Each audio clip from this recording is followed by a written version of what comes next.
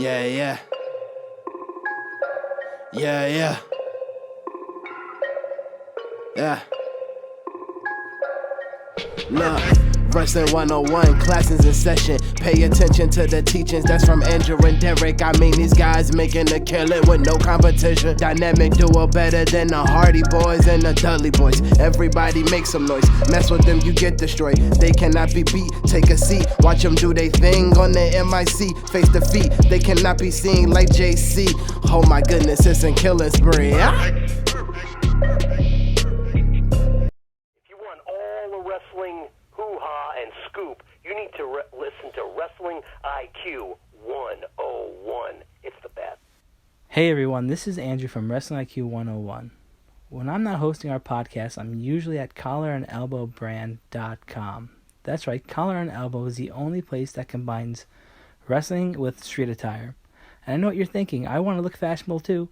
And I also want to save 10%. So head over to collarandelbowbrand.com and use the promo code WIQ101 and look fashionable and save some money. And now on with the show. Hey everyone, welcome back to another edition of Wrestling IQ 101. I'm Andrew, and you can listen to Wrestling IQ 101 right here on YouTube. You can check out past episodes, new episodes, or even this episode by subscribing. And of course, you can follow us on all platforms. That's Facebook, Twitter, and Instagram at Wrestling IQ 101. And today I'm joined by Randy Hogan. How's it going, man? Hey, brother. It is wonderful to be back talking to you again. Everything's great down here in sunny Florida, mid-90s. We haven't had much rain to speak of. Mm-hmm. It's just pure paradise, brother. Paradise. Thunder in paradise, as we used to call it. Thunder in paradise, absolutely. Randy, it's been a while. I mean, I remember the first time we spoke, you were doing your first convention, and now you're kind of like a pro at these things, right?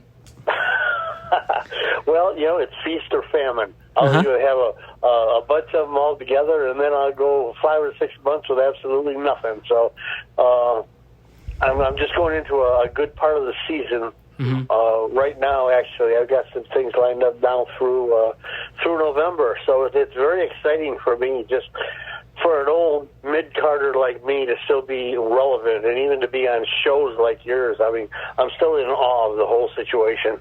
Yeah, it's been a pretty incredible run. I mean, and that's the crazy thing about the internet, right? I mean, it's reuniting people with wrestlers maybe long, haven't been seen in a while, or even wrestlers that have been seen, and now, I mean, this has been pretty incredible. I mean, you have a Facebook page where you're interacting with fans, you're selling merchandise. It's pretty cool.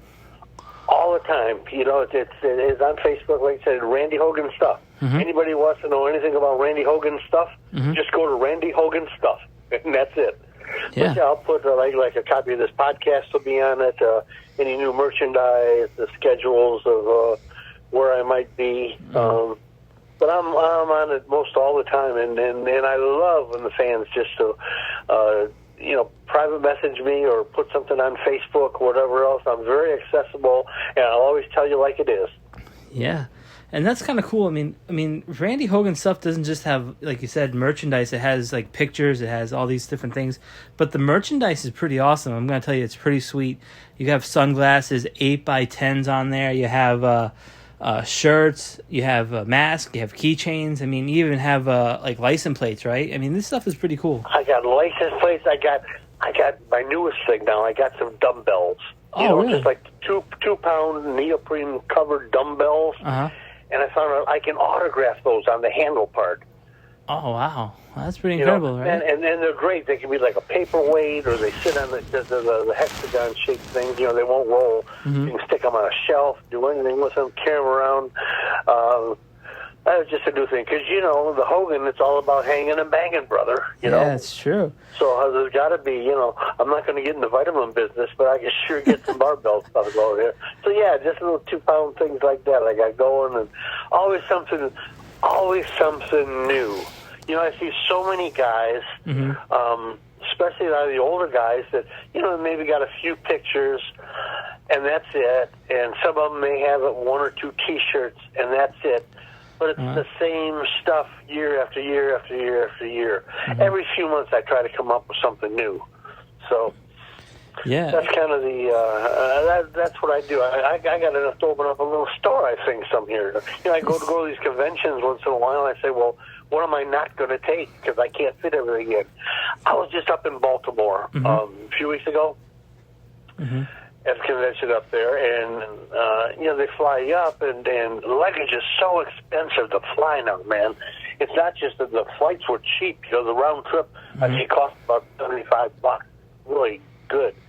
But you got a lot of restrictions on the bags. So I got this big suitcase, nothing but merchandise, and 46 pounds, and the limit is 50 pounds. So anything new, I can't even put in there. Wow, yeah. So I take a little duffel bag with my own clothes and the stuff I'm going to wear, and then the big suitcase, I got all this merchandise. So, wow. Anyways, that's another that business stuff. Yeah. But I'm enjoying every minute of it, brother. And again, just thank you for having me on and helping me push the stuff and myself and letting people know a little bit about what it was like in the old days. And there's not a whole lot of us around. Thursday's my birthday, okay? Not counting it, but I'm going to be 70. Oh, There's not a whole lot of us around 70 years old to still remember what went on in the bad days or still follow the product today like we did back in the day. So but it's just a pleasure to talk to him. Like I said, when a fan writes me a note or contacts me and has a question about something or whatever, man, I love it. So bring it on. Yeah, and it was funny because I was listening to another podcast of yours, and you were saying how, like, Ric Flair would work on a body part. They're not just going out there and doing big moves and flips and stuff like that or dives. Everything meant something, I thought that was pretty interesting that you were bringing that up. Well, that's the difference, old school and new school. And I'm not going to fight one over the other because just like everything,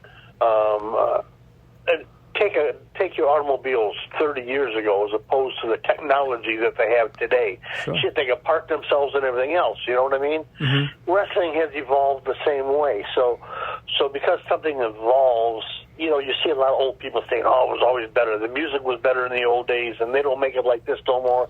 Same with wrestling and boxing and everything else, But, I'm very old school minded because that's what I was brought up on, and I have a belief that if a group, which there's not one yet, would take a good solid mixture of the old school storytelling and things, and coupled with the new school, some of the monkey spots as we call it, they do. And the athleticism that the guys have nowadays that we didn't have back in the day. If somebody could just blend those two together and stay the course, I think it's going to go, Yeah. They all come on that way. AEW was going to come on that way. They were going to be new and different. They did these press conferences, Cody Rhodes and Tony Khan and all these guys. We're going back to old school. You had NWA Power coming back, and we're going back to the old studio feel and everything else. But you know what? They end up morphing into exactly what WWE is doing. A bunch of crazy characters. They chew them up and spit them out, and a bunch of meaningless spots. No set or very few set finishers. Everybody kicks out of everything. So sure. That's kind of what I miss of the old days. When Ric Flair put on a figure four, it was over. Yeah. There wasn't no, even once in a while, but never reversing it or getting out of it or nothing else. When somebody did something off the top rope, and that was a finisher. Yeah. I mean, a cross-body now, everybody does it. Yeah. What I don't understand, and this isn't just the women, but especially the women and the guys, everybody does them kicks. Everybody's kicking everybody in the head, and all these, super kicks and whatever kind of kicks they want to call it, You used to see the Japanese guys would do that, They would do a kick to the head or a kick to the chin or something. Now everybody's kicking. They're kicking. When's the last time you saw legitimate arm drags or headlock takeovers or something? Yeah, it's just absolutely. a lost art.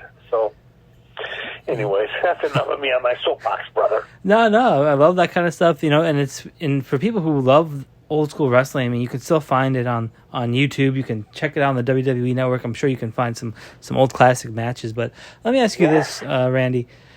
I'm sure you watch a lot of wrestling nowadays, and you've been seeing some people come and go. Who's somebody you think could hang in your generation nowadays? Gosh,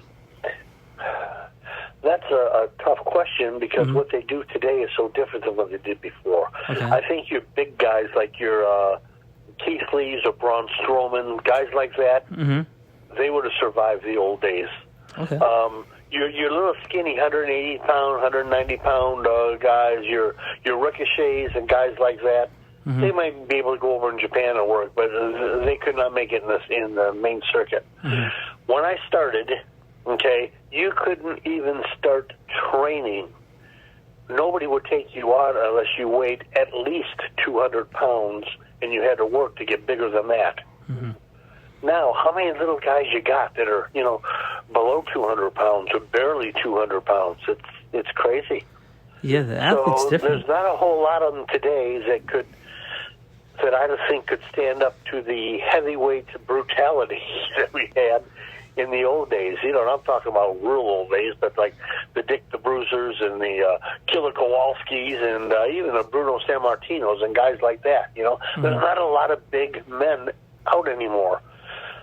You used to have the Giants, and then they had Giant Gonzalez, and then you had the Big John Studs, and now you've got a couple of big guys, Big Show and this Almost guy, whatever. And they tried with Khali. Of course, he couldn't barely walk to the ring and get in and get out of it. So you don't have any big men that can wrestle anymore. Bam Bam Bigelow's and that. These guys were big and they could fly. Yeah, flying headbutts. They don't have that. So, of today's product, unless you got somebody like that, or like a Brian Cage or somebody that's really muscled up, I don't think you've got more than a handful that could really hang with the old guys, simply because of the difference in size and styles and brutality, of course. Now, you can't hit nobody in the head with nothing. You can't bleed. You can't do this. You can't do that. Shit, no mats on the floor. We'd be on a cement floor. You smack somebody in the head with a 2x4 or with a chair, you hit them in the head, Yeah. There wasn't none of this missing by a foot and somebody trying to sell the move, If you didn't hit the guy didn't sell it. And if the guy hit you and you didn't sell it, he hit you harder. That's how it was in the old days. Yeah. Now they get a ingrown toenail or something, and they're out for a month, still collecting their $300,000-$400,000 a year paycheck. Yeah, it's crazy how things change, right? I mean, I always think of like family members or people that I work with that they're just old school tough. They're older than me. They just have an older they just have like a tough way of living, and it's crazy to think that these guys too. I mean, not that they're softer, but it's definitely a different generation. Well, softer. Let me see. That's a pretty good word. Physique-wise, they're a lot prettier. I mean, they're all muscled up now. Okay. Back then, you had the barroom brawler type. When you went in a restaurant or a bar or something back in the days, and there was a wrestler in there, you knew he was a wrestler. Yeah. I mean, they just had a size and aura about them. You knew it. Right now, you walk in something like a TGI Fridays, and you got a 185-pound Darby Allin or somebody sitting next to you, without makeup on. You don't know who he is. He's just a kid next door. Yeah, it's true. That's why I've always liked Samoa Joe, right? I mean, he was different from the cookie cutter. He can still do submissions and do a lot of things that the big guys could do, and the smaller guys too. Great talent. Yeah. Yep. And I always think of the back in TNA where one week he had beaten up AJ Styles and he put the blood on one side of his towel. Then the next week he beat up Christopher Daniels, put the blood on the other side of the towel, and then he wore that like a badge of honor. I'm like, this guy could just fit in so well in like the 70s or with like Bruiser Brody or something like that, right? Because he just looked like a real killer. TNA had a pretty good start there. But, politics and money and inner squabbles, with Jarrett and Dixie Carter and all that. That kind of did it. I'll tell you an inside scoop I never told nobody before. Okay. When they did the TNA tapings at Universal Studios down here in Florida, I did the caterings for them. Really? Had a food truck, yeah. So every time they did TV tapings, I'd feed the cast and the crew. True story. That's pretty awesome. So I had some good discussions with guys that were just coming up, like Nick Aldis, you know. Of course, Kurt Angle was there at the time too, and Eric Young, and EC3 was just getting started. And I told him, I said, kid, stay humble. That's the only advice I can give you, stay humble. But we have these discussions, you know, I'm feeding them through the food line and having these discussions with some of these guys, and it was wonderful. It was amazing. But, yeah, that is pretty cool. Let me ask you this. What's on the food truck? If you remember. It was, what was on it? Yeah. Oh, they have something different every day. Okay.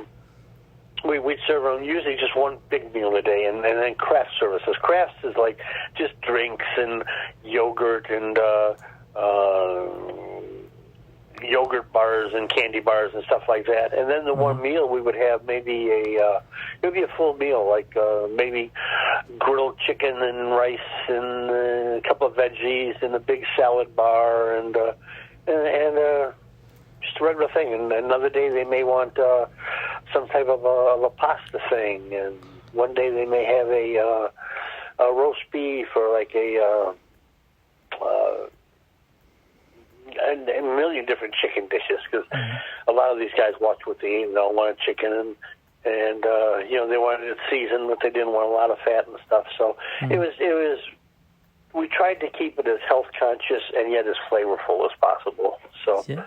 But it was a full buffet line. I'd have about 3, 4. There'd be 4 or 5 of us, you know, just working behind and set up tables and chairs and everything, just like a real little restaurant in the back out in the hallway. That's pretty awesome. Just like catering does right now, WWE shows.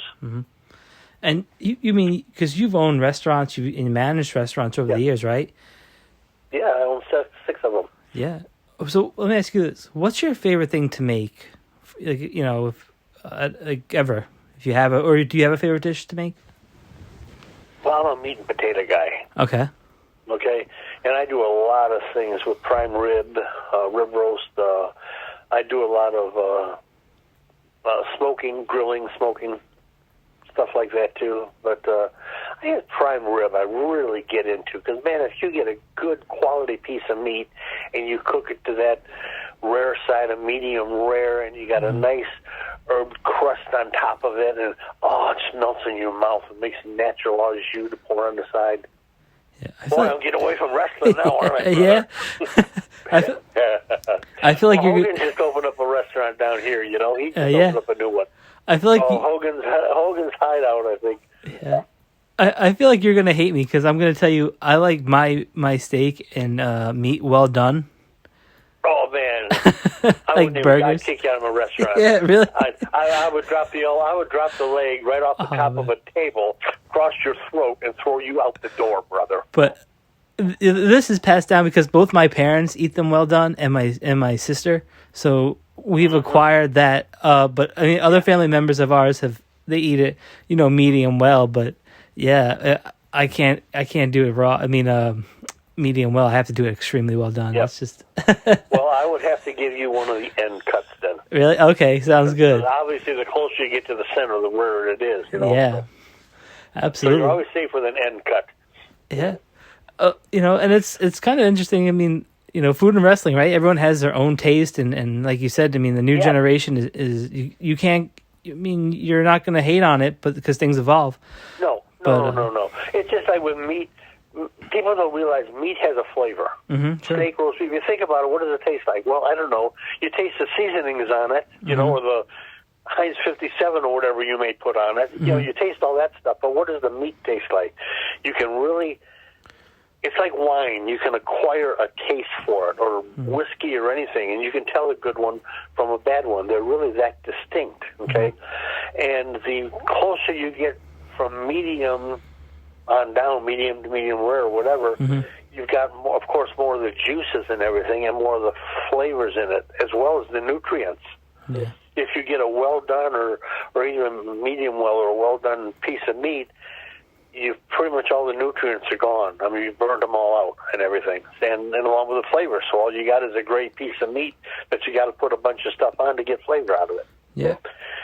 Anyways, Let me ask you: How did you find culinary? Was that something you always wanted to do?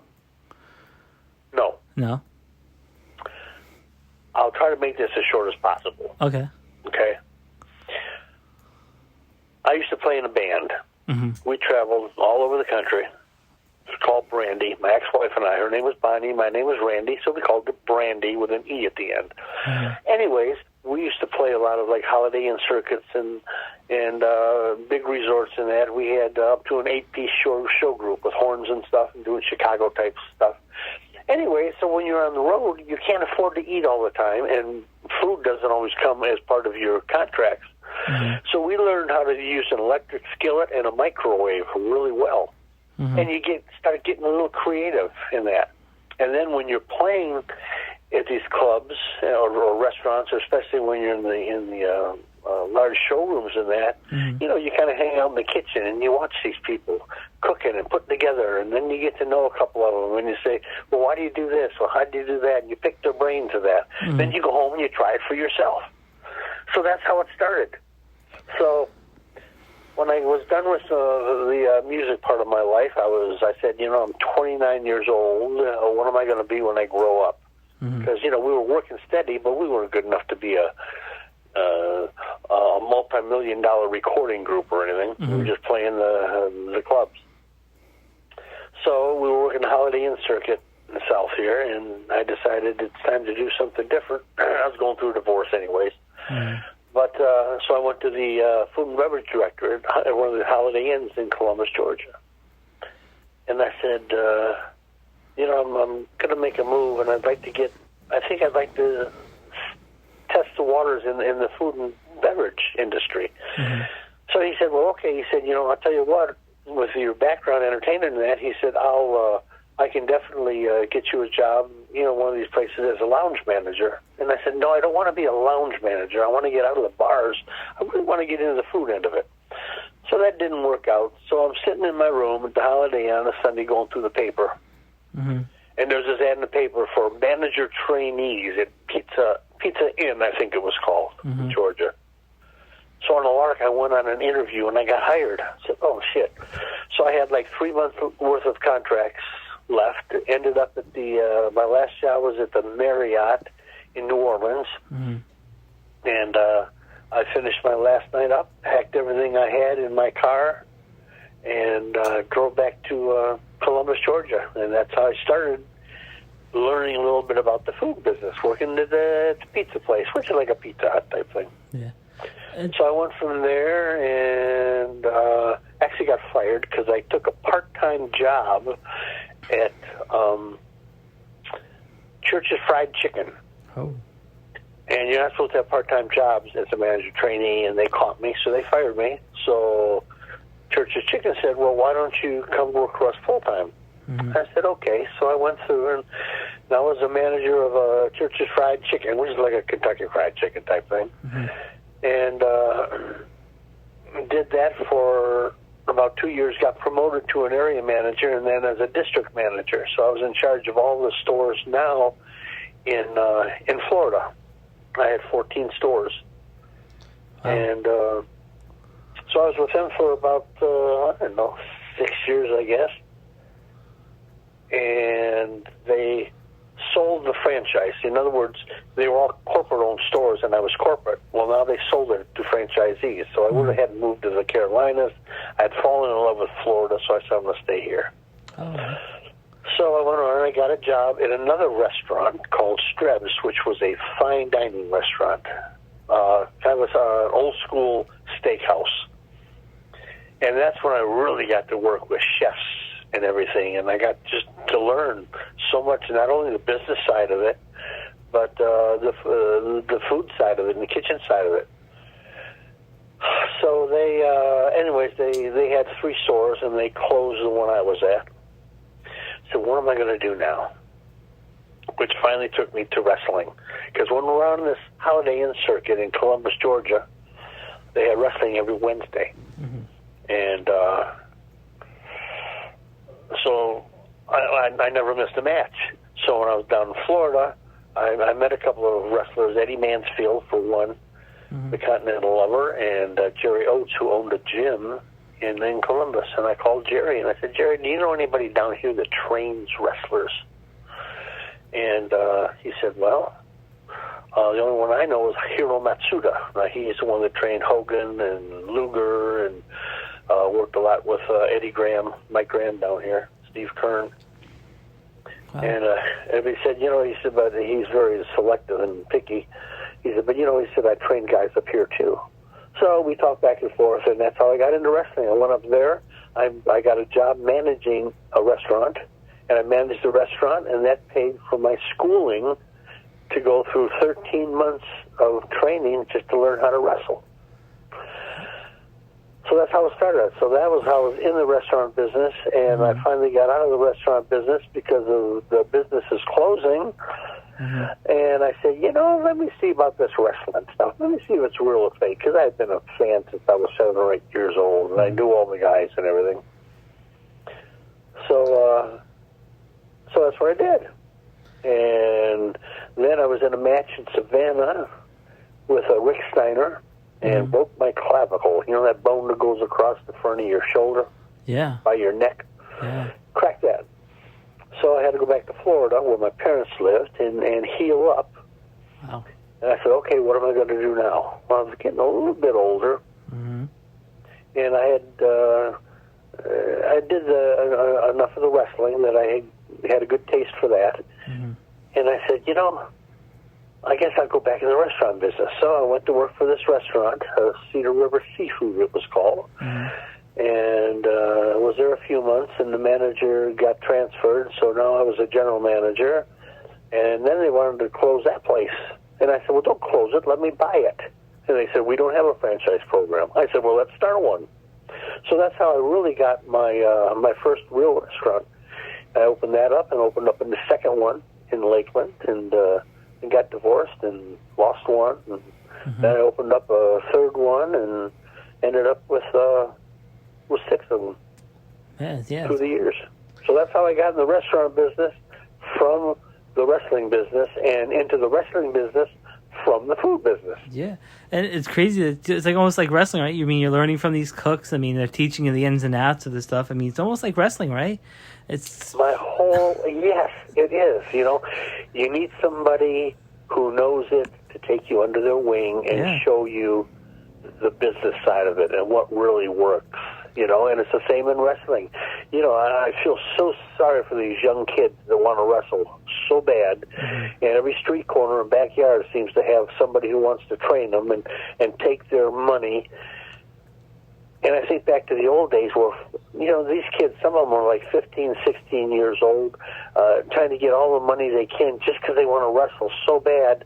And they're putting all their faith in this guy who's never done anything but a backyard shoot match. And they got no chance of going nowhere. In the old days, if you didn't have a chance, if you weren't the size, if you didn't have any type of an athletic ability or gimmick like a bodybuilder's body or a combination of the two, they wouldn't trade you. They wouldn't train you. They said, I'm sorry, we're not going to do this. I'm not going to take your money. That was the professionalism and the kayfabe that was alive back then. It's different today. I see these young kids, they don't have any opportunities to go. They want to work so bad that they'll do the old hot dog and a handshake, as we used to say, And that was very prevalent. But the guys will work for nothing just to wrestle. So they go to Walmart and they get some a pair of high gym shoes, and they still wear a T-shirt. They don't go to the gym. They got no kind of a body, no kind of conditioning. They had 3 weeks worth of training. They learn how to lock up, and that's about it. And they think they're wrestlers because they want to be pros so bad, and it's so discouraging. Because now if you don't go to one of the big places, you can't make any money at it. I mean, WWE has gobbled all the territories up that there used to be in that. So you got, just 3 or 4 of the big boys that'll pay any money. And for those, you got to have something to bring to the table. You've either got to be trained. I mean, look at how many guys, AJ Styles, you mentioned earlier, that's got to go through the NXT system. They got to go through the farm club to make it to the big leagues when they already were big in their own little hometowns. They don't have opportunities like that anymore. You know, you got to have something to bring to the table. Yeah. And shame on these people that train people that don't have the background themselves, or they don't have the connections to get a good student looked at, or they don't have the guts to say, I'm sorry, kid, but, you know, come back to me when you gain 50 pounds or when you're a little bit older or whatever else. Anyway, I covered a lot of ground there, didn't we? Yeah. Right. Let me ask you this, though, because, right, they always say the most important thing to the wrestler, right, is the bump card, right? Meaning, like, they only have so many bumps before it's all over for them. And then, like you mentioned, like AJ Styles or some of these other guys like Samoa Joe, they're going through the farm system, the NXT. You know, how important is that to manage that kind of thing? I mean, not that you can always manage, but I mean, you gotta, like, right? I mean, it's kind of important to realize where you are in your career before you can move, right?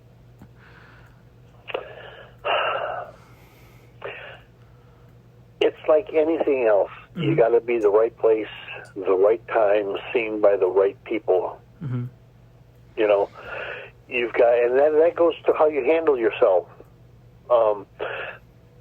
Back in the day, here I go again, but when we, for instance, when we did TV with WCW or NWA, did TV in Atlanta every week, you had to dress, you had to wear like a sport coat or something. You had to dress up. You didn't just come looking frumpy. When you walked any place from the parking lot into the arena, to the sound stage or anything else, you had to look professional.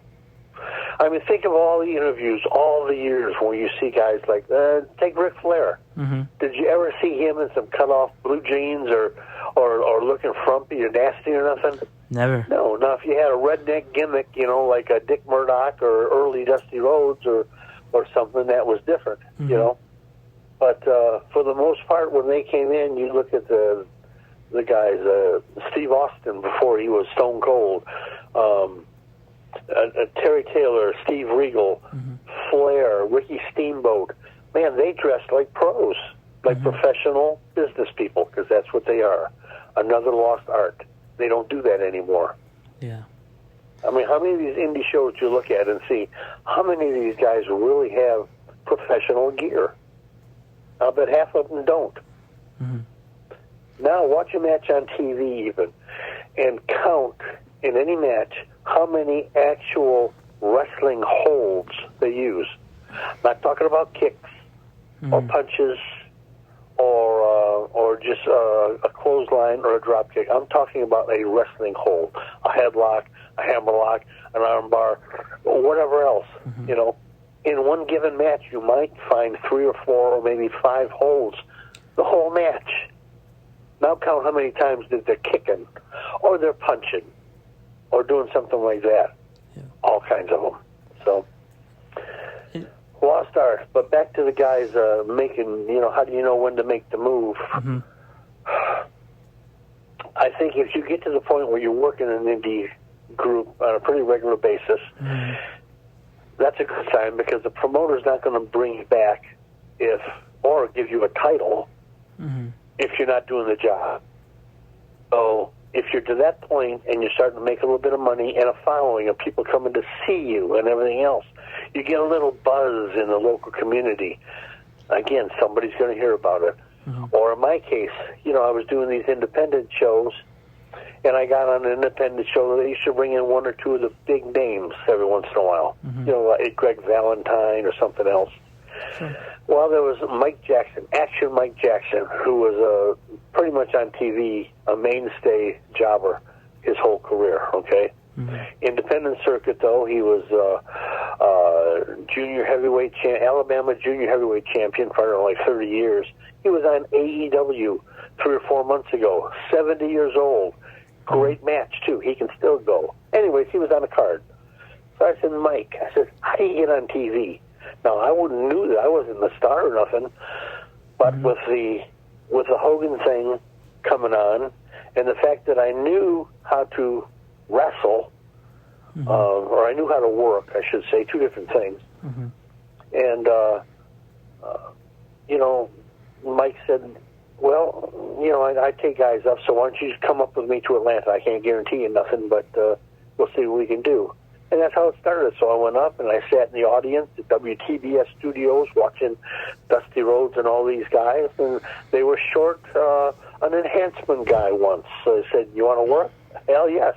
That's how I got in the door, doing these little junk shows that happened to have Mike Jackson on it, and Mike knew the people to get me on.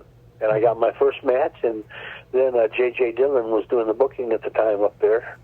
And he said, can you come back next week? So that's how my NWA and then WCW thing morphed into a nice short little career, a popularity run. Yeah, I have to be honest with you. So that's how it happens. Like, I know you just mentioned JJ, but he is like the sweetest man on earth. Yes, he is. He's a very great dude. Yeah. Respectful of the business and of the under guys, you know, like me. You know, so, and it's funny because, you know, we have this podcast here, and I remember the second time I went up to him, somebody had brought him in, and I had just gotten a picture with him, and I said, JJ, you mind if I interview you? And he didn't even hesitate. He's like, let's do it. And I was like, holy crap, I'm interviewing JJ again. And I was like, this is like, I'm like pinching myself, like, because I'm like, is this real? Like, this is J.J. Dillon, you know, Four Horsemen, you know, legendary manager, booker. I was like, holy crap. But yeah, he's the sweetest dude in the world. Yep. A lot of the older guys you'll find out, you know, that they were, because, you know, we're no longer, I guess we're all afraid of not being relevant anymore. And I'm the same way. Like you mentioned, you know, I got all these little conventions and virtuals and things going on and coming up, and it's true, all of a sudden, for whatever the reason. Maybe because I'm accessible to the fan, maybe because I'm always on Facebook, so people recognize the name or the gimmick or the face or whatever it is, you know. The thing is, there's a million guys like me that were doing jobs and stuff, and we're doing good in independence that never get asked, or never get on the convention, never do anything. You know what I think it is too, self-promotion, you know, like any other job. You've got to self-promote yourself, and that's what I try to do. Next weekend, I'm doing a convention, River City WrestleCon in Jacksonville, Florida here, and I'm taking myself. It's a pretty big event. Mick Foley's going to be there, I think Kurt Angle, Rock and Roll Express, a whole bunch of them. Big convention. But a buddy of mine, we're taking ourselves up. Not a vendor, not a promoter. Bought my own table, going to sell my own gimmicks, my own stuff. But I will be visible to probably, give or take, 1,000, 1,500 fans that will be going through the place for the weekend, and they'll say, oh, Randy Hogan, I remember you. I'm bringing back another gimmick recently right now. You know, people who remember me from the old days. I had a black robe with sequins, and I had turquoise trunks and turquoise boots. I was always Randy Hogan. Always had the blonde hair and the mustache. But I had my own outfit, my own identity. Only about a year and a half ago, just after we talked the first time, did a promoter suggest to me that I do the Hulk Hogan type thing. So that's where now you see most of my pictures in that. You see in the Randomania gimmick, you know. So some people say, well, I look almost like an imitator or an impersonator. You know, I'm dressing like Hogan. I'm talking sometimes like Hogan, which I always did. I use some of his catchphrases and stuff. But we remember you from the old days on TBS and that. You know, we remember you in the blue and the robe and everything else. So this next weekend, I'm going to do half of the convention in my Randomania Hogan gimmick, and the other half old school. I'm going to just got the black robe back from the dry cleaners. I'm going to wear that with the blue boots and tights and that, and give people the opportunity to see the old Randy Hogan they remember, and the gimmick Hogan now that they're too young to remember, but they know who Hulk is. So yeah, should be fun. It's interesting because occasionally they would just pick, whoever, but you had to be really a certain type of athlete to be an enhancement talent, right? I mean, I think of like Barry Horowitz or something like that, right? Because you have absolutely. You have to make. I mean, the job was to make these larger than life characters look even bigger, and that's something that I mean, that's probably why they want to see the old Randy Hogan, because they remember. You in the ring. I mean, that leaves a big impression when you're facing a guy like Vader or Sting. They remember. And as smartened up as everybody is with the internet and everything now, it's still amazing how many of those basement keyboard warriors, as we call them, still poke fun, and you get memes. Not only myself, like all these brand when you wanted the good stuff, and what happens when you buy something on Wish, you order this and you get this, Sure. So I take my share of knocks in that, and I laugh at it. And Barry Horowitz does the same way. Barry's a pretty good friend of mine too. Yeah, incredible talent. But they don't know. They say, "Oh, you got jobber. He was terrible. He always got beaten at." Well, that was our job. They don't understand what an enhancement person, what his job was. And jobber, enhancement, whatever. None of those terms bother me. They're all a little bit different, but they're basically the same thing. We're the ones that got our brains beat out on TV. Now, was it because we didn't know how to wrestle? No. Was it because we weren't allowed to wrestle? Usually. If I was going to wrestle somebody like a Ricky Steamboat or Brad Armstrong at the time, technically good, they want to show off. The management wants to show off their technical wrestling abilities. They can't do it with somebody, against somebody that doesn't know how to wrestle. So I got some really good matches in that I could technically wrestle. Then there was guys like Vader and the Road Warriors and that, when all they wanted was a jobber, or basically a piece of meat. You go in, they slam you to death. They don't give you any offense whatsoever. It's a pin me, pay me mentality. But guys nowadays, they don't realize that it's a job to do, and you do what your boss tells you to do. Sure. Now, on the independent circuit, myself as well as Barry, I know for a fact, we held all kinds of titles in the outlaw or the independent circuits, The fact that we didn't win on TV, and I think Barry had one match that he won, but the fact that we didn't win on TV doesn't mean that we didn't know how to wrestle and couldn't wrestle better than some of the guys that were beating us. Yeah. They just still, so many don't quite understand that. Yeah. So, but it goes back to training and conditioning, and in a lot of cases, we had to take. We probably in our career took more bumps than any of your over guys. Yeah. I mean, because we got paid to get our brains beat out and fall from every different position and on the floors and getting jumped on by 300 and 400 pound guys and that. That was our job. They didn't do that. They did the jumping. We're the ones that had to absorb it all. Yeah. So, that's kind of crazy, right? To think that you guys are doing the real Then wrestling. we had to go back in the locker room afterwards, shake their hand, and say, thank you for the match. That's professional. And that was job security. And that kind of attitude is what made the guys a little lighter with you. It made the management say, guys, we like Hogan. We like his attitude. The guys like him, so we're going to keep him on. Where other guys that get on one match and see you later, buddy. That's it. Yeah.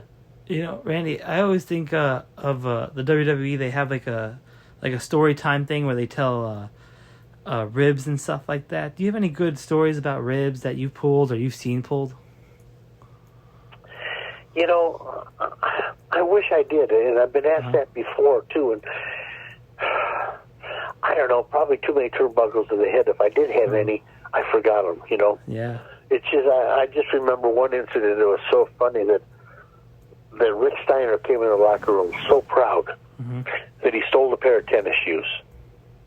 He went into a rack room shoe or something else and tried on these shoes, left his old ones in the box, and walked out with the new ones on his feet. And he was bragging about it in the locker room. Here's a guy making, a couple $100,000, laughing, and all the guys ragged him so much because he stole and was so proud of stealing a pair of tennis shoes out of a rack room shoe store.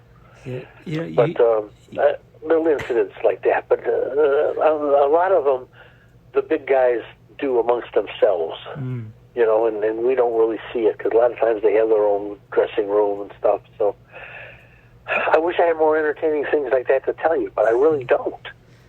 That seems pretty tame for Rick Steiner. I mean, you hear these stories of Scott Steiner, Rick Steiner, like terrorizing people. So that's pretty tamed, right? I mean, that's pretty tame. Yeah, I mean, Scott wasn't up there yet. He wasn't up there when I was there. It was just Rick, and he was working with Kevin Sullivan and Mike Rotunda, the Varsity Club, and Dr. Death, Steve Williams. He was working with guys like that, and. He was goofy. Now, he's very smart, very intelligent, well-spoken, but he's just kind of goofy, So he portrayed the characters very well. The dog-faced gremlin, I think they called him. Yeah. He did that well. Scott, when I was in Baltimore, my table was right across from Scott. We were talking a little bit. And, he was in the restaurant business, too. Owned a restaurant. I think he just sold it or got out of it recently. But he's a little harder to get to know. Maybe a little bit of roid rage going on there. I'm not sure. He was always friendly, but he's just not one that's warm and fuzzy. You get big guys like Terry Funk, Jimmy Cornette, even Paulie Dangerously or Paul Heyman. I mean, they were warm and fuzzy. They were nice and friendly. Mick Foley, another one, Booker T. They'll sit down and just talk to you about the weather, about anything. Just nice people to talk to. Yeah, I'm Other glad. ones wouldn't give you the time of day, like Luger back in the day. Luger loved himself as much as it looked like he did. Yeah. He's humbled now, of course, but back in the day, he wasn't. Dusty Rhodes wasn't overly friendly until you really got to know him, as was Sting. Michael Hayes, the Freebirds, they were always really good, really nice guys. There weren't too many jerks in there, but of course Vader was one of them. He was a jerk? Abdullah was very friendly. I mean, he would beat you to death, but after the match, he's just a friendly old guy. Yeah. Well, I'm sorry, you were saying Vader was a jerk? Yes. Oh, wow. How was Harley? Because he was the manager at the time, right? Harley didn't speak much. Okay. To people, he didn't socialize with guys. Yeah, he was managing Vader when I worked him one of the times, and he was just kind of a showpiece, I think, for Vader. Okay. He didn't do a whole lot of managing and didn't really do a lot of involvement in the matches, but it was Harley Race. So it's just like Buddy Rogers did the same thing back in the day. Came in as a manager. Sure.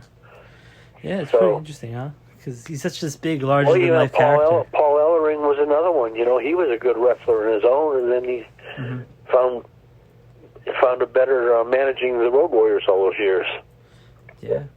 It's so weird, right? Because everyone sees the characters on TV, and even I get, I go to these wrestling shows, weekly, but then you get to see like the real people behind the scenes, right? And it's like so different sometimes. You're like, wow, this guy's a killer in the ring, but he's such a nice person outside, right? Yeah. The nicest ones are the crappiest ones, and the meanest guys in the ring are the nicest guys outside of the ring. Yeah, it's weird, right? But I'm glad you mentioned Booker T because I was at a show, and he was in the ring. He was in a room with like Bret Hart and other wrestlers, and you couldn't hear like a pin drop. All you hear is Booker T. He's laughing, he's smiling. He grabbed me, and he gave me this huge hug like he knew me his whole life. And I was like, I don't know you. I felt awkward. I was like, I don't know you, man. But yeah. You know who else is nice like that? Like, he's a little crazy, but as good like that is Tony Atlas. Oh yeah, he is. He really is. He loves kids. Yeah. All the time in the world for kids, Yeah, it's true. But and, we had an incident again up in Baltimore. Tony was there too. We were in the same hotel, and we were coming down. And this little kid there's got a belt and pictures and everything, and him and his mom, and he wanted to see the wrestlers, you know. So he wanted to give a couple autographs, and of course, a couple of guys, you know, and gave it to him, and he went up to, like, Arn Anderson was there, and Arn just shrugged him off very mean and very rudely. It was terrible. Wow. And this was his home, no, this was in Georgia. This was in his hometown of Rome, Georgia. And Tony saw it, and he just shook his head and said, "Come here, son." Put the kid on his lap, signed his belt for him, autographed, talked to him and everything, as I did, but just totally made out. This little kid was in tears. Yeah. And his mother felt so bad, too, because all the kid wanted to do was get an autograph from his idol. Yeah. And he just boo-hooed him away. You know, I lost all respect for Arn Anderson in that one incident. Wow. Yeah, but like you said, Tony Atlas is he's a great. I've seen him do things like that. He still, I mean, he still comes out here to Jersey and wrestles, and I'm like, wow, this guy is just putting on smiles on these kids' faces. He really takes the time to really talk to people, and it's really nice thing to see, because sometimes you get. He loves people, man. He loves people, and I think that shows. Yeah, you know? It does. Yeah, it does. And it's crazy because it's funny because you talked about Scott Steiner before. I actually got to interview him, and he was trying to help me pick up some ladies. I was like, "Yo, what a great wingman!"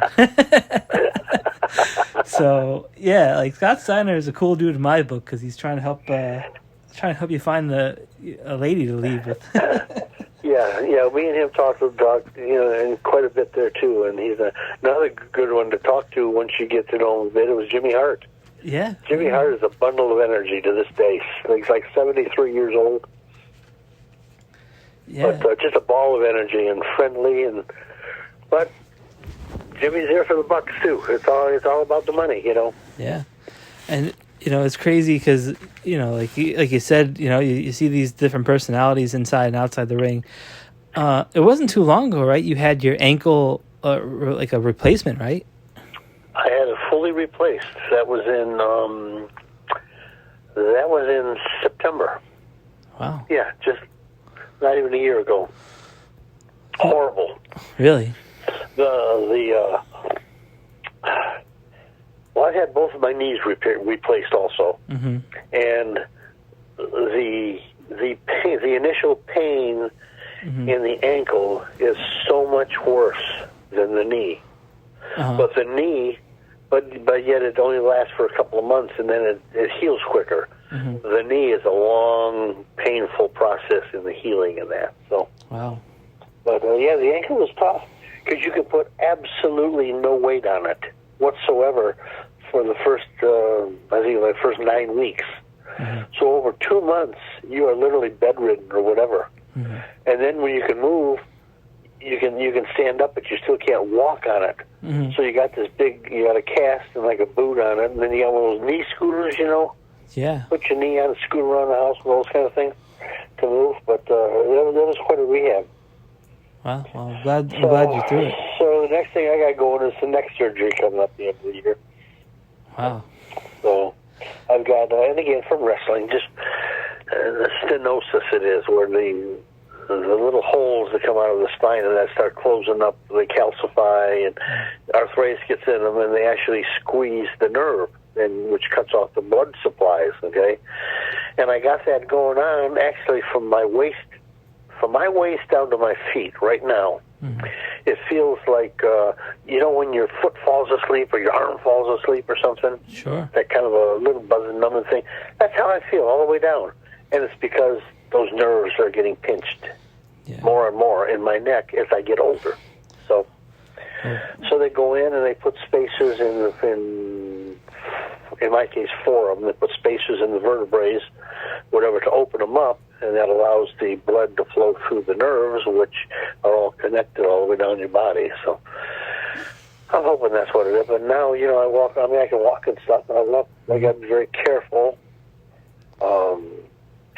with my balance, and I don't have a lot of feeling. You know, luckily I drive the same car all the time, but, you know, you can't really feel when you're on the brake pedal. It's really kind of scary. It is kind of. But yeah, And again, I live in Florida here, not far from the beach and that. So, but my days of taking nice long walks or runs on the beach, I can't do that. So, so I'm hoping when I get this done, and again, they say it's about a 3 to 4 month recovery. If that works, then I can start doing that even more. And if it doesn't work, well, can't be much worse off than I am now. Yeah, well, hopefully everything will go well. Yeah, the thing is, when you're wrestling in your 20s and your 30s and even your 40s and that, you feel the bumps and the aches and pains and a little bit of that. But really, when you get up there in your 60s or your 70s or things like that, and the arthritis sets in and the aches and pains don't go away, I feel every bump I ever took now. Really? Every bump I took 40 years ago, I feel it in my body every day. Wow, that's crazy. I mean, but if everything goes well and this surgery is successful, and we hope that is the case for you, do you see one more match maybe? Are you glamoring for one more match? You have somebody in mind that you want to take down? I got to talk softly here because my wife might hear me. Okay. In my mind, and in every old wrestler's mind, I don't care who you ask, there's always one more match. Okay. Realistically, will I ever be in shape to do that? Probably not. Okay. But in my mind, absolutely. And who would it be against? I don't even care. Some young up-and-comer, whatever else. Somebody knows how to work, because obviously aerobically and everything else, and I can't do what I used to do. I can't do nothing off the top rope, and I can't be going over the top rope onto cement floors and everything anymore. But somebody who knows how to work and work a match and work the crowd, I would need a good, strong heel to go against. And whether I won, which usually the old guy always wins, or some kind of a screw finish, whatever. But yeah, I would absolutely love to do that. Now with plates, with plates in my neck, probably not a smart idea. With 2 fake knees and a fake ankle, probably not a good idea. 6 heart attacks, 5 stents, and a triple bypass, probably not a good idea. But in my mind, baby, there's at least one more match. Wow. Yeah, well, I'm glad you survived all that stuff because, you're here to tell these great stories. Very fortunate. Yeah, and this part of this, too, and part of it that's good, that thing, is I never indulged in a lot of stuff. I mean, I've always been a social drinker. A social drinker to me is I might have 6 or 7 drinks a month, Right now, that's a lot for me. Never did a drug in my life other than some steroids, but those aren't really drugs. But as far as, I never smoked a joint. I never did any crack, nothing else that all these guys are doing. Well, look at the shape Luger's in, Yeah. Luger's about 160 pounds in a wheelchair. Why? Because the organ's shut down. Why? Steroid abuse. Ultimate Warrior dies at 47 or 50 years old or something, Heart attack, same reason. These guys are all roided up. It's a and true not reality. just from the steroids, but from all the other stuff they did, all the other chemicals, it takes a toll. So I think that's one of the keys that I've been able to recover from all these things pretty well, is I didn't have those other markers against me. Yeah, and it's funny because you didn't even smoke a joint, and this summer you're going to a weed festival. I am. Boardwalk Buds, baby, in Atlantic City, cannabis capital. I can't wait. You're going to be in my neck of the woods. I'm about an hour away from there, north. But I can't wait to see you. Are you going to show up? Yeah, I have a table. So yeah, do some interviews in person there. I hope I get a chance to do that. We'll have to see because I have my own table. I'm going to have my own merchandise like you do. And are you? So I will be there, and I can't wait to be there, and I can't wait to see you. I mean, that's part of the excitement. I'm going to have a ball. I'm going to be there with the guy from the Iron Sheik. Yeah. from the Rock. Yeah, Brett Azar is his name. He's great. So they're trying to pull back the Sheik Hogan feud of like 37 years ago. Yeah. So I'm sure me and him is going to have some fun interactions at the table, and we're going to be right there with Cannabis's own Val Venus. Yeah. So I mean, hello, ladies. So the three of us are going to be at a table together. Do you think he can get you to smoke a joint? He can't, but I'm sure he'll try. Well, he sells all them oils and stuff. Yeah, it's pretty incredible. Stuff, yeah. I'm surprised they didn't bring Rob Van Dam in. Oh, really? Right? How crazy would that have been? Hey, and the real Iron Sheik. Oh, man, really? Oh, yeah. Wow. And he's pretty rough on that stuff, too. But that's going to be quite a convention up there with Eric Sims and like I said, me and the Sheik and Val Venus all together. We're going to have some good interactions, guaranteed. Yeah. And some good photo ops there, too. Absolutely. And plus, you're going to be doing other conventions over the year, right? Oh, yeah. Like I said, next weekend, I've got the River City WrestleCon in Jacksonville, and 2 weeks after that is Atlantic City, the Boardwalk Bud. Mm-hmm. And then I'm doing the International Wrestling Hall of Fame inaugural ball or something they call it, convention up in Albany, New York. Mm-hmm. And they got matches, and I'm actually going to be in the convention part of it. And then I'm going to do color commentary at the matches, so that should be fun too. Yeah, have you ever really done color commentary?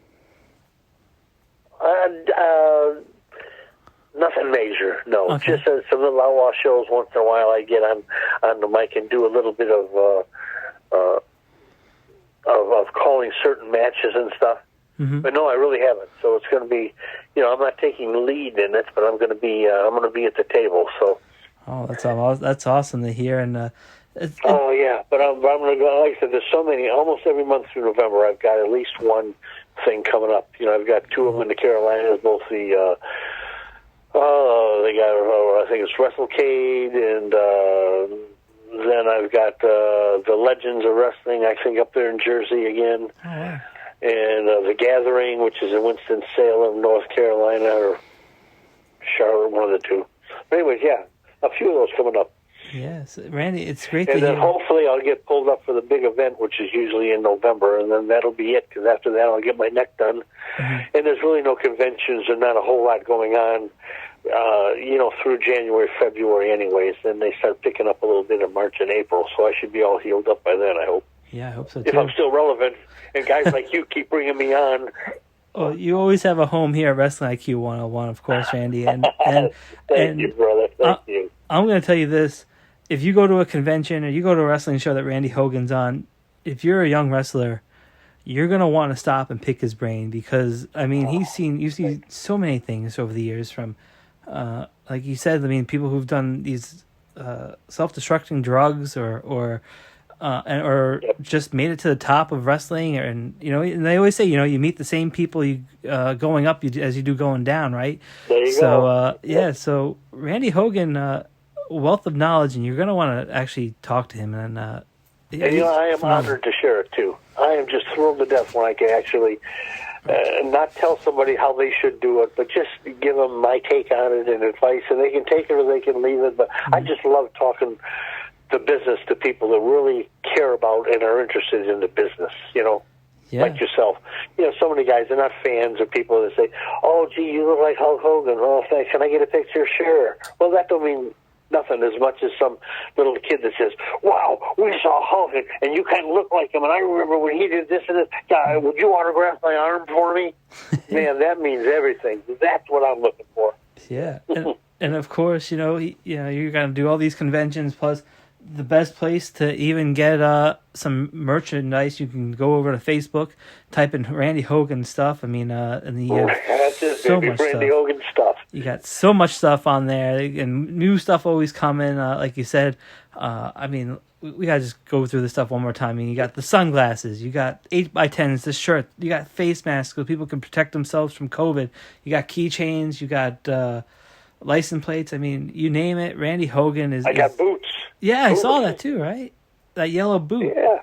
It's pretty incredible. And don't forget my new dumbbells, baby. My new barbell, my new dumbbells. Yeah.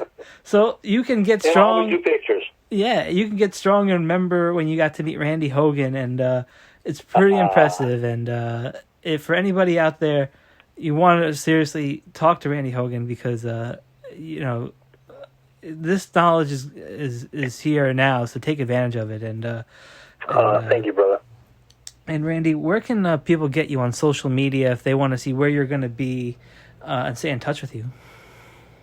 That's it, man. Randy Hogan stuff. Okay.